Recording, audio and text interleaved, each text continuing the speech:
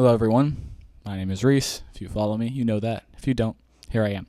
So as you guys know, there is some of the biggest, huge international things going on right now, things that seem very threatening to our country, the United States, and countries abroad. Now, there's a whole lot of history to talk about, but I just want to speed run through some major history points between Israel and Palestine to not tell you what to think, but to tell you what I think based on the evidence that I'm going to lay out here. And I'll have many sources for you. I'll have stuff you could look at. I'll have screenshots of articles, all that. So bear with me. Let's do this together. And I will start by saying this. There is not a single thing I'm going to say that is a criticism of Jewish people. Not one. I'm not criticizing their religion, culture. I'm going to put no stupid stereotypes in here. I'm talking about a nation, Israel. I do not have anything against Jews. I have nothing against anyone who associates that nation with their faith. What I'm challenging is the actions of the government, the military, and the prime minister of one nation. The same way I criticize my president, my vice president, and my House of Representatives, Senate, and all that right now for America. I don't hate America. I just have my criticisms. So let's run through some history. Let's do this because I want you and me to understand what's going on together, because it is making me crazy to see the amount of misinformation going on. But if any of what I say is painted as anti-Semitic or anything like that, it is not the intention. I am challenging the acts of a country, not the acts of a people. Okay? Thank you. This is more here for me than it is for you, because I just want to have some historical points for you guys to look through. So you guys don't need to see my face, even though I want you to see my face. So we're going to go all the way back to history, which is way back, 1200 BC is when the Hebrew tribes first get to the area. They establish, the 12 Hebrew tribes come together after pushing out the Canaanites, and they become Israel, spelled I-S-R-E-A. After that, we get a little bit more history going on after King Solomon. 10 of the Hebrew tribes split and support the person who is not the heir to King Solomon's throne and go off and make their kingdom. The two that continue to support King Solomon's dynasty create Judah, and that is where the term Jew comes from. It's those of Judah. From this point, in around 1200 all the way down to 900-something BC, Jewish, Hebrew land. It is Hebrew land that belongs to these people and their nation and all of that. Then we get the Assyrians, then the Babylonians, then the Persians, and then Alexander the Great, and then one of his generals was Antiochus, or however you say his name. All of them take over this land, take it from the Hebrews, and make it land that is not ran government-wise by Hebrews. So when it was under the Achaemenid Persians, Cyrus the Great gave grace to these people so that they could stay and rebuild the temple that was destroyed during the Babylonian invasions. This is the old traditional Jewish temple that is still extremely important to Jews today. It was rebuilt, at least for the second time, under Cyrus the Great of Achaemenid Persia. Time went on to the Greek period after Alexander died and then his generals took over. It was a revolution against one of those generals and his dynasties that the Hasmonean kingdom is created. That is created right around 140 BC and lasts until right around 630 CE. Rome was committing what today we would see as a genocide, but the thing about that is when they came in and killed many people of this region, this is not ever going to be morally correct, but it was moderate at the time. Every single kingdom and empire to that point had done this expansion, and any people group that got any amount of power expanded in this way. This is still before the current era. So this is ancient Egypt, this is ancient Greece, this is the Illyrians, this is any people group you can name, especially touching the European continent. Expansionism was moderate. So I'm not justifying what happened here, but it is the Romans who come in and under Emperor Hadrian, right about 63 to 66 CE, fully and finally take over this area, and then revolts would happen, and the Jewish people, which I'm now going to call Jewish because Jew in the sense that they're from Judah and descended there. Still not challenging anybody's people groups or any of that, but they rise up and challenge Rome. And then from 66 CE all the way until 132 CE, there's clashes between Rome and the Jewish people, and there's an attempt for the Jews to rise up. They are unable to successfully overthrow Rome, so Rome crushes them, and under Emperor Hadrian, there is a law put in place that bans anybody of the Jewish faith or Jewish descendants, or Jewish ancestry, to come into Israel at all, to come in Jerusalem. It is completely pushed out, and that is what starts the Jewish diaspora across the world. Now after that, we get to the point where Rome is now in full control of the area, and they create a province called Syria, Palestine. And the people, Palestine is named for the Philistines, who were same ethnic group that challenged the Jews and challenged Semitic-speaking peoples in biblical times. Now, the Palestinians are named this because they're Arabs that now live in this area that was once Hebrew controlled and is now fully Roman controlled. Now, from this point all the way until 1948, there is not a Jewish state fully established here. And Palestinians, under different names, under different leaders, kingdoms, continue to live here for the next 1,800 years and establish their history, make family ties here, and build up what they believe to be their home. We then bounce to the 1800s, where we get the rise of Zionism, which is this ideal started by Theodor Herzl, who is a Swiss Jewish lawyer who believed that there should be this return to Israel. It should be built in Palestine so that Jerusalem can continue to be the Holy Land for the Israelites. And it gets movement inside of Europe. And then from around the 1880s all the way through the 1930s, there's massive migrations in different waves of Jewish people back to Palestine. They are heavily resisted when they get there, and that comes from the politics that follow. In 1917, there is the Balfour Agreement, which comes from Britain. Britain fully says that they, at least politically, support the creation of a state for Jews in Palestine. This was not something voted on by Palestinians. This was not something that the Palestinians agreed upon, but they still had to be the ones to deal with it because now it was their homes that was going to be changed legally, eventually, by Britain and by the foreign world onto theirs for the sake of creating Israel. In the 1930s, there's a huge revolt, the first Arab Revolt, which is very, very violent, of Palestinians against Jews, and then vice versa, Jews against Palestinians. And then, in May 14th of 1948, after a lot of back and forth and the horrors of the Holocaust, which is the worst genocide in human history, where 6 million people, undebatably, it is not lower than this, and if you say anything like that, you're an idiot. 6 million people of Jewish descent were killed in the Holocaust. One of the greatest and grandest attacks on a single people group in human history happened less than 80 years ago and killed all of these people. So now the entire world feels this need that there should be a safe haven for Jews, especially because of the rise of anti-Semitism across Europe. So after all that debate, May 14th, 1948 is the date Israel is officially established. Again, this was not done with any vote from the Palestinians. This was not done with anything. And now 60% of the land that belonged to Palestinians for the past hundreds of years, and even though it belonged under different names to the Brits, to Christian kingdoms, all these things, the Palestinians still lived here and had their history here for a continuous amount of time. And they weren't forced out because they didn't face the same subjugation that their Jews did under the Romans. So now Israel is established once again legally, and even though the population is pretty equal between the two, it now belongs more so to the Israelis and their government than it does to Palestinians. From almost the moment Israel's born, they're thrown into war. It's about 7 wars between the start of Israel in its modern state in 1948 and now 7 fully declared wars. The most significant one is the 6 Days War, which happened in 1967, where Israel defended itself to some and preemptively attacked to others. Egypt, as it was rolling tanks towards its border.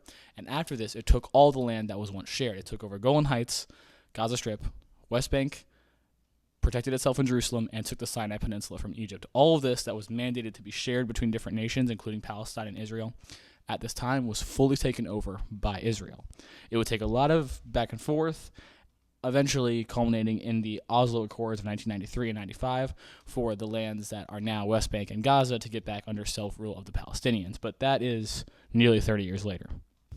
And then that brings us to where we are now, where a lot of things happen. There's back and forth. There's continued terrorist attacks from the Palestinian Liberation Organization, and there's massive widespread killings by Israel.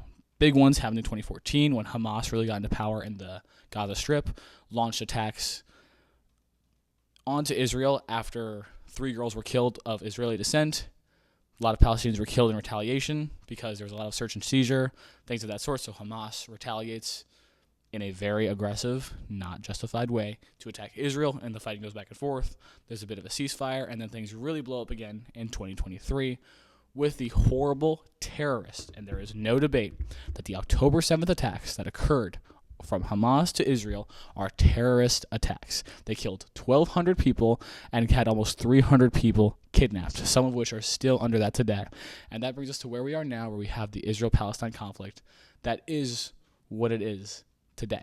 And now let's get into that. So, almost 3,500 years ago, rightfully so, Israel, spelled the way I told you before, is established by the Hebrew tribes.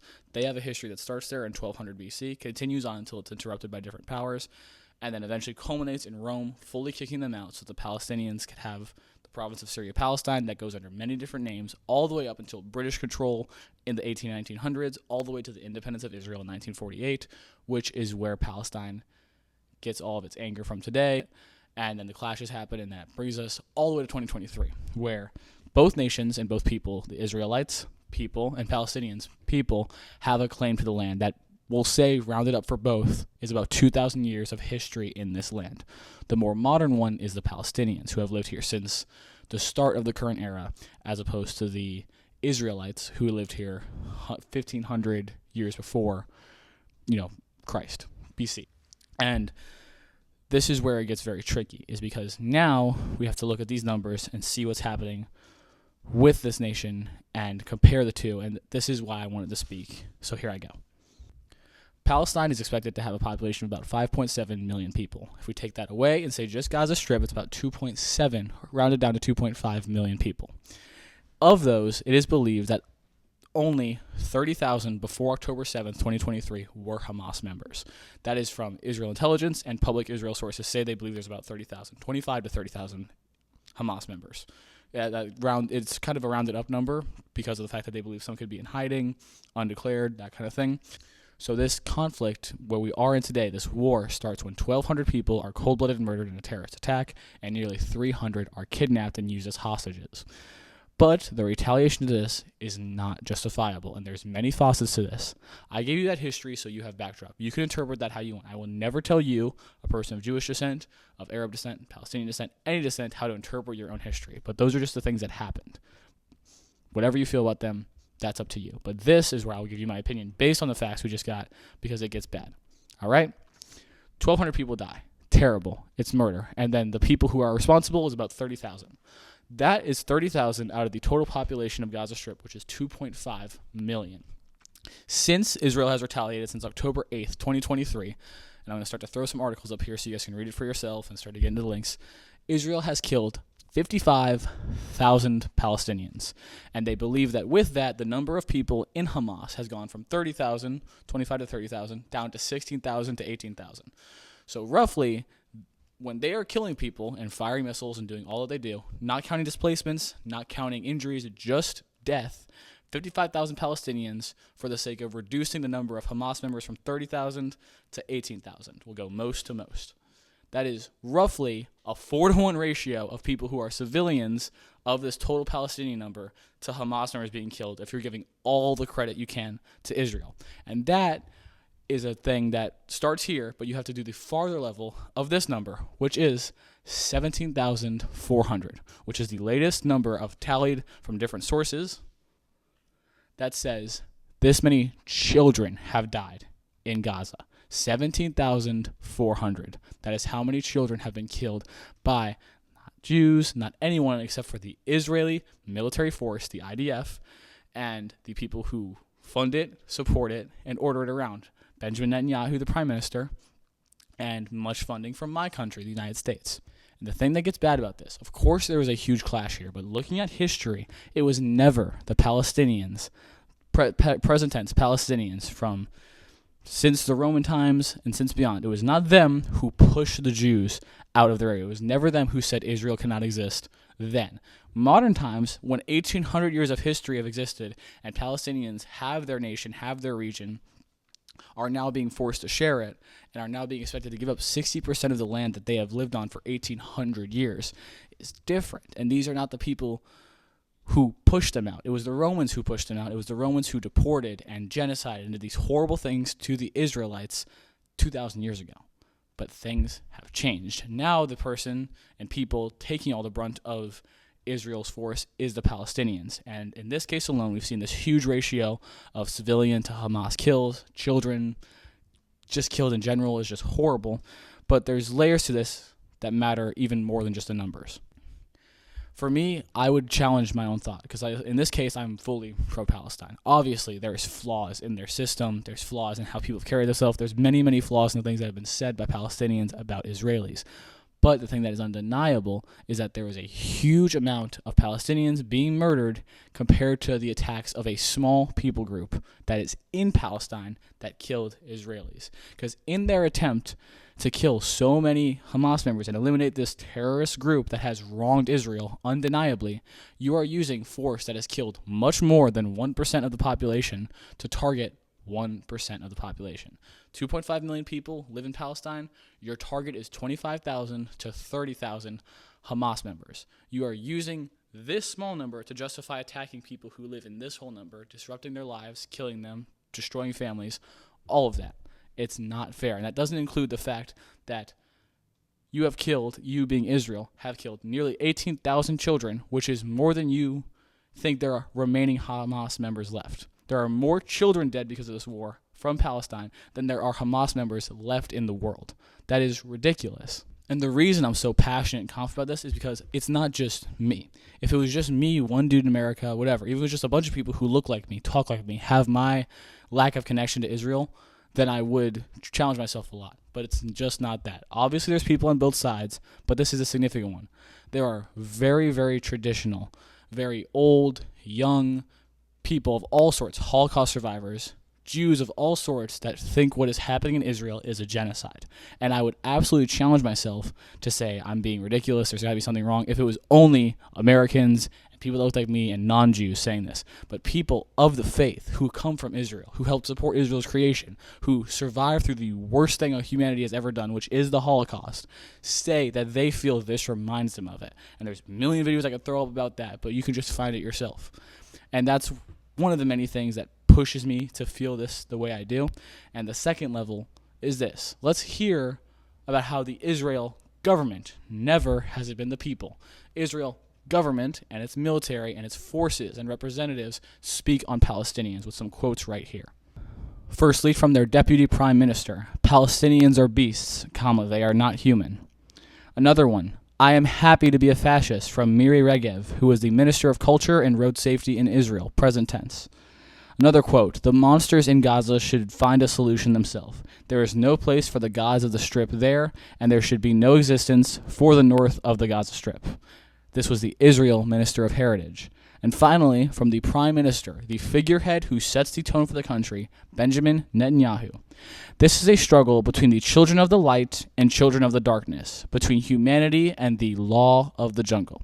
The people in power in Israel, it does not matter what you feel about them, do not view their neighbors, the Palestinians, as human beings. They view them as this target that should be attacked. They view them as this people group that, not even people group, this group that should just be wiped out because they are in the way of the goals of Israel. Not the Jewish faith, but Israel, the nation. This nation that has extreme amounts of funding from different governments, that got its feet off the ground because of the help of other governments, because of European nations.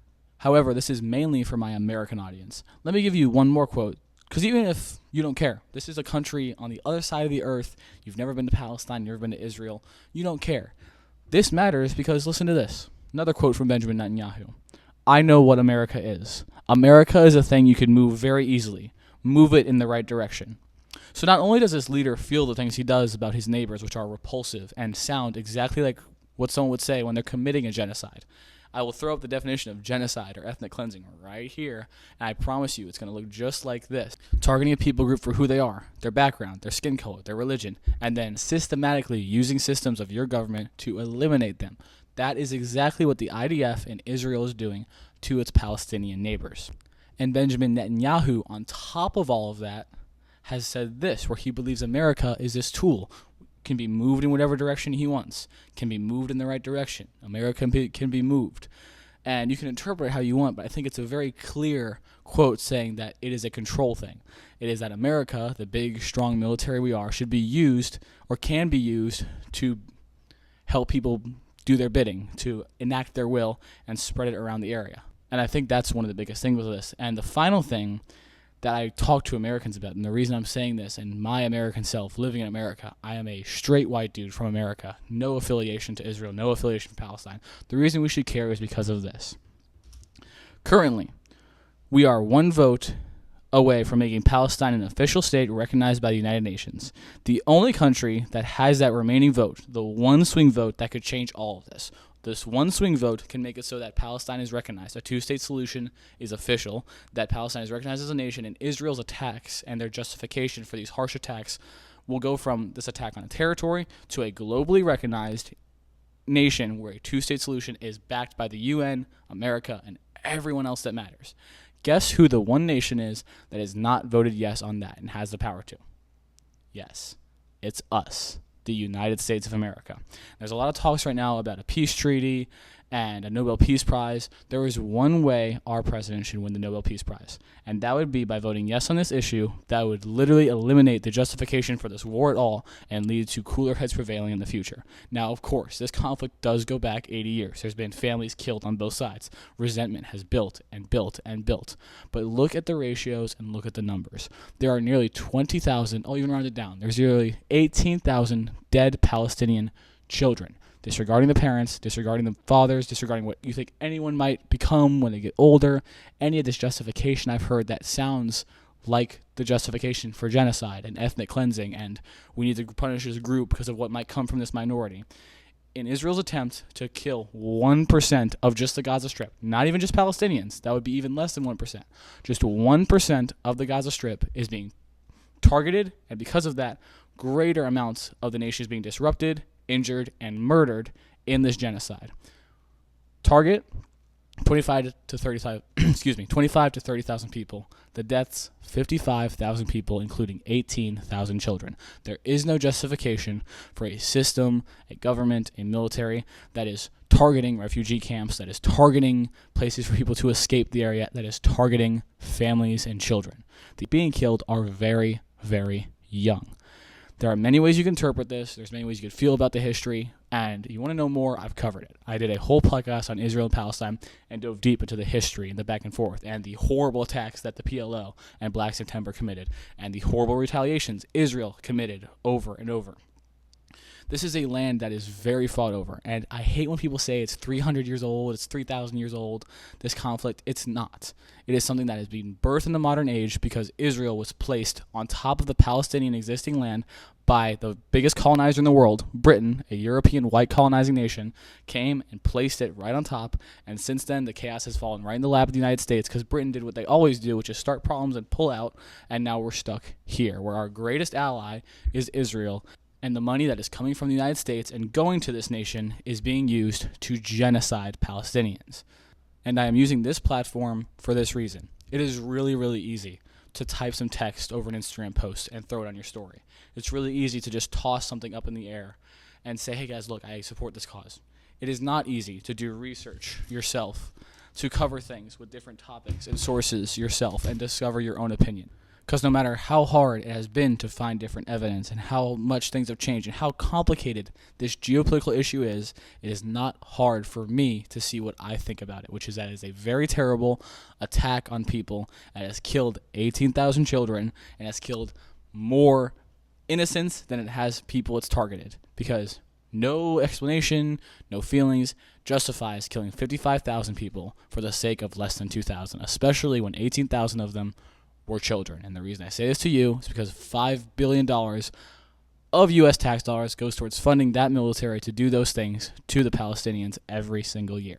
And I'm using this platform because I'm putting my face out here so you guys that know me either as your friend, former friend, someone you don't know at all, you have a face to it. And I'm not some angry, screaming, whiny liberal acting like it's the hardest thing in the world to be in the United States. I am a member of this nation. I'm proud to be of this nation, despite the things it messes up, despite how bad I think our nation is doing politically right now. But I will sit here and face your judgment and give you a chance to look at another person in the face, at least through the internet, and understand that I have these opinions and that there is history to back it up. However you want to feel, you can feel. But I refuse to continue to be silent in a time like this when education seems to be so rare and people saying the truth continues to be so quiet. So I am saying what I need to say, and I believe that all I just said is in hard evidence and shows the terror that is the Israeli government, and Netanyahu and its military attacking and justifying the attack on innocent people, women, and mostly children. So I say thank you for your time. Please do your own research, and please realize that we as Americans have the ability to stop this if we put our votes where our mouth is. Thank you.